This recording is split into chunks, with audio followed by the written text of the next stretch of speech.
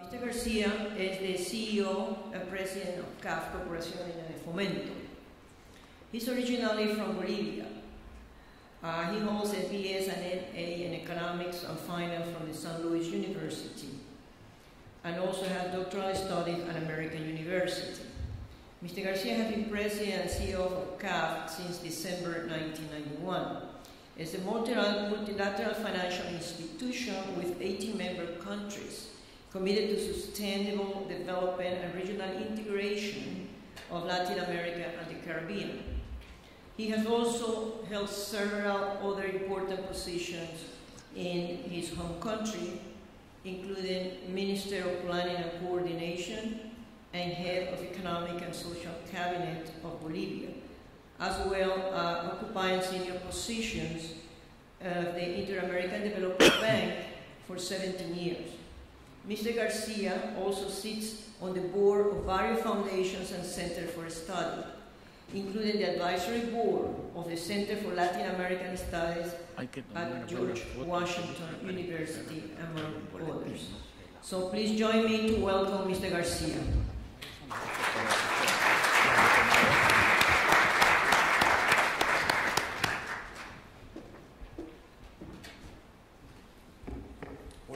Thank you very much for the kind introduction.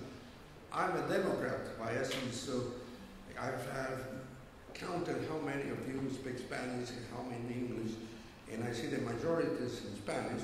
So if you don't mind, I'm going to move to Spanish, and of course in the question and answer period, I'll be very glad to move to any of the languages.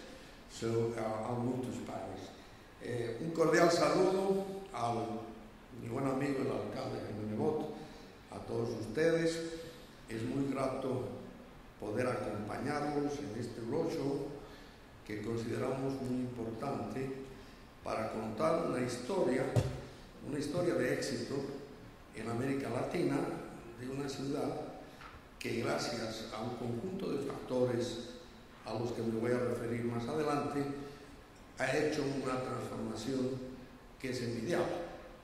Pero antes de entrar a Guayaquil, me gustaría poner el tema de Guayaquil en un contexto un poco más amplio y comenzar por hacer una breve mención a dónde está América Latina, dónde está Ecuador y cuáles son los desafíos que América Latina tiene, que Ecuador tiene, y en ese marco, cómo juega el desarrollo urbano de carácter integral en todas las ciudades más importantes de América Latina y muy particularmente en Guayaquil. Vayamos a lo primero, América Latina. No hay duda que América Latina está atravesando quizá el mejor momento económico de varias décadas. Y esto se debe a dos factores. Uno, a un conjunto de buenas políticas macroeconómicas en la mayoría de los países, gracias a experiencias negativas que se tuvo en la década de los 80 en materia de desequilibrios macroeconómicos, hiperinflaciones, crisis de la deuda, etcétera, etcétera, etcétera. Y el segundo, no menor, y que se aplica especialmente a Sudamérica y que se aplica de forma más específica al caso ecuatorial, es la bonanza en los precios de las materias primas gracias al dinamismo de las economías asiáticas, de la China, de Corea, Singapur, la India, en fin, que ha significado que los países productores de materias primas, raw materials and natural resources, it have an impact in terms of exchange. And this has meant, and like Jaime said before, Latin America and Ecuador in particular don't have the typical problems of the past of big external debt, which was a very big problem. That's the good news. Now, the bad news is that the region, compared with other regions in the world, especially Asia, has been renegated, and the level of growth we've had, on average, the growth is growing at about 8%, is not sufficient in order to solve the convergence of Latin America with the industrial world, and second, the resolution in a sustainable way of the main problem Latin America has, which is the one of inequality. So these are the news that we need to make the bridge with what's happening. And what are the challenges? The biggest challenge that the region has and that Ecuador has is how to benefit from this platform that has allowed Latin America to defend itself in a very positive way from the global crisis. I would say a few years ago, we came to the different forums as Latin Americans, and we were ashamed because we were shown as being guilty of the different crises. Either not paying the debt, etc. Nowadays, we come into the room and we're getting smiles because we are not now part of the problem, but part of the solution, and you are part of the problem. So this is the actual situation now. So here's the question. What should the region do? What should Ecuador do in order to use this favorable setting? The first message is that we need to follow a model of productive transformation that will take our region to less dependency on what was traditionally a blessing, or the malediction is an excessive dependence. Of course, the cycle is, but the cycles can change. Consequently, the message that I leave, and from the point of view of CAF, is that Latin America needs to look for a model, a growth model that can be sustainable, of good quality, and that will be based in a more productive transformation, and that at the same time will mean new action domains with added value and services. And for this, the effort needs to be concentrated more in terms of microeconomic and social themes, and not only in macroeconomic themes that are also very important, because their conditions are not enough to ensure this development, sustainable development. So there are three important domains. The first is infrastructure. Infrastructure and logistics. The second, education. And the third, education, which implies technology, information, and the third, institutionalization. So all this is based on our concept, the four concepts: macroeconomic stability, efficiency, equity and social inclusion, and environment balance. Now let's go to Latin America has transformed. Today it's a region, an urban region. Most of the people live in the cities. 65% of the PIB of Latin America comes from the cities. It's generated from the cities. That's good and bad. The bad side is that if a transformation model is then there will be social tensions, because if you see the numbers of urban development in Latin America, you can also see negative things, and it's that the main cities of Latin America are growing at a slower rhythm than the one of the countries of origin. Why is that?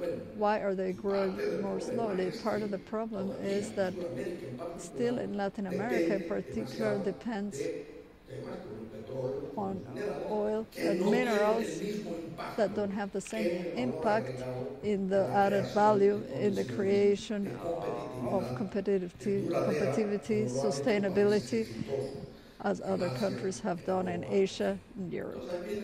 So that's the challenge. So the urban is important. That's why, from point of view of CAF and member countries, we are emphasizing the process of comprehensive interventions in the cities. Comprehensive means, what does that mean? That means to be in all the different sectors, in treating infrastructure, urban mobility, transportation, logistics, to be in sanitation, and the delivery of and strengthening of institutions so that the private sector can be an important actor in this process, which, on top of it being technologically advanced, also generates employment and helps solve problems and the exclusion problem. That's the message. Now let's go to Guayaquil. Guayaquil is among the CAF cities, represents it's one of the most, we have an interesting presence from in various cities, Panama, Bogota, Lima, Santa Cruz de la Sierra, in a comprehensive manner, Quito, but Guayaquil is the most comprehensive. In the years that I have been president, we have something in common with Jaime. We have been elected democratically without having changed the constitution. What have we seen? We have seen a city that has suffered a phenomenal change. I remember the Guayaquil of 30 years ago, and you just saw what it is now. Why? Why is this so? First, Guayaquil has been lucky to have continuity in the policies of the city since the years that Jaime is there and before, during the last mandate. So it's been a few years of continuity. This has also meant programmation and the long term. In this context, us as an institution in Ecuador, the first fountain of funding, as well as for many other countries. And in the case of Ecuador, in the last 6 years, we have used more than $14 million. Now, what have we done in Guayaquil since 1995? There have been 12 different operations that cost about $900 million, out of which 600 million have been gotten. So this is the comprehensive character, comprehensive vision I was talking about. So this vision of comprehensive character that goes from infrastructure, the avenues, the freeways that are being built, the tunnels. So you see the follow-up of the Malecón. You see the support to the transportation hub, the enhancement of markets.